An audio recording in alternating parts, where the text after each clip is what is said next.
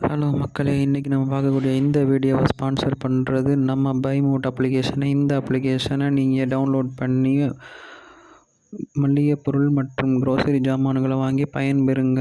Okay, வீடியோக்குள்ளே போகலாம். இன்றைக்கி நம்ம பார்க்கக்கூடிய டாபிக் ட்விட்டர். இதை பற்றி தான் பார்க்க போகிறோம். அதாவது எக்ஸ்ன்னு சொல்கிறாங்க இப்போ ரீசெண்டாக. அதன் பற்றிய வரலாறை பற்றி காண்போம். ட்விட்டர், எக்ஸ், பரவலாக அதன் முந்தைய பெயரான ட்விட்டர் என்று அறியப்படுகிறது. இது அமெரிக்காவை தளமாக கொண்ட ஒரு சமூக ஊடக வலைத்தளமாகும். 50 மில்லியனுக்கும் அதிகமான பயனர்களை கொண்டு இது உலகின் மிகப்பெரிய சமூக வலைப்பின்னல்களின் ஒன்றாக உலகின் அதிக பார்வையிடப்பட்ட வலைத்தளங்களின் 5ஆம் இடத்திலும் உள்ளது. பயனர்கள் குறுஞ்செய்திகள், ஒளிப்படம், நிழல் படங்களை குறுகிய இடுகைகள் மூலம் தகவல்களை பகிரலாம். ட்வீட் என்று அழைக்கப்படுகிறது. நேரடி செய்தி அனுப்புதல், நிழல் படம் மற்றும் ஒளி அனுப்புதல், நூற்குறி பட்டியல்கள் ஆகிய வசதிகள் இதில் உள்ளன. ட்விட்டர் இன்க் எனும் அமெரிக்க நிறுவனமான எக்ஸ் கார்ப்பரேஷனுக்கு சொந்தமான இந்த சேவை மார்ச் 2006இல் Jack Dorsey, Noah Glass Biz Stone, Evan Williams ஆகியோரால் உருவாக்கப்பட்டு அதே ஆண்டு ஜூலை மாதம் செயல்பாட்டுக்கு வந்தது. துவக்கத்தில் விரைவான வளர்ச்சியினை கண்டது. மேலும் 2012ஆம் ஆண்டில் 100 மில்லியனுக்கும் அதிகமான பயனர்களை ஒரு நாளைக்கு 340 மில்லியன் ட்வீட்டுகள் பதிவிடப்பட்டது.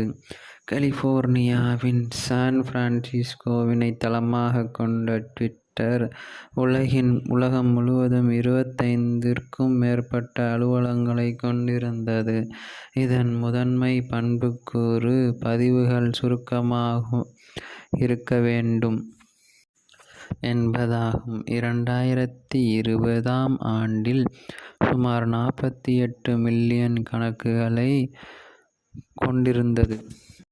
இதன் வரலாறு ட்விட்டர் நிலை பகிர்வு சேவையான TXT மோபுடன் தொடங்கியது என்று TNW-இல் ஒரு கட்டுரை விளக்குகிறது. ரக்கஸ் சொசைட்டி,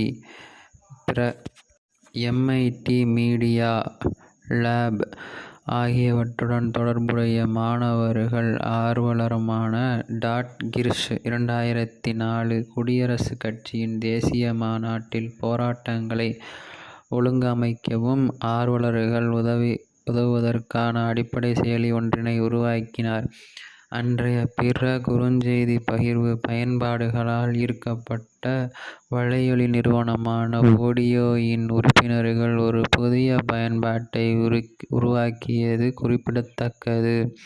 அப்போது இளங்கலை மாணவரான ஜாக் டோர்சி ஒரு சிறிய குழுவுடன் தொடர்பு கொள்ள ஒரு தனிநபர் குறுஞ்செய்தி சேவை பயன்படுத்துவதற்கான யோசனையை குழுமத்திற்கு அறிமுகப்படுத்தியதாக கூறுகிறார். இந்த சேவைக்கான அசல் திட்ட குறிப்பெயர்கள் ட்விட்டர் ஆகும்.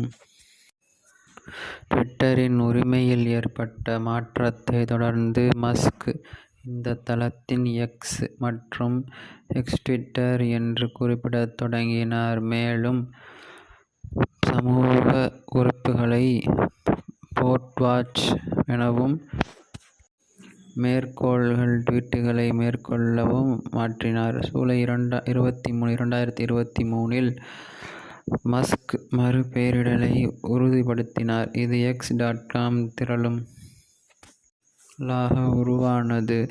மேலும் தளத்தின் அதிகாரப்பூர்வ முக்கிய மற்றும் தொடர்புடைய கணக்குகளுக்கு எக்ஸ் என்ற எழுத்தை பயன்படுத்த தொடங்கின.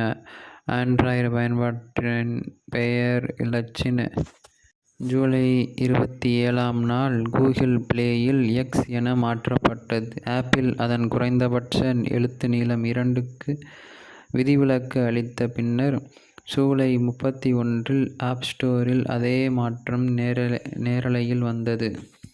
அந்த நேரத்தில் ட்விட்டரின் மேலும் சில கூறுகள் வலைப்பதிப்பில் இருந்து அகற்றப்பட்டன. இதில் ட்வீட்டுகள் பதிவுகள் என மறுபெயர்க்கப்பட்டன.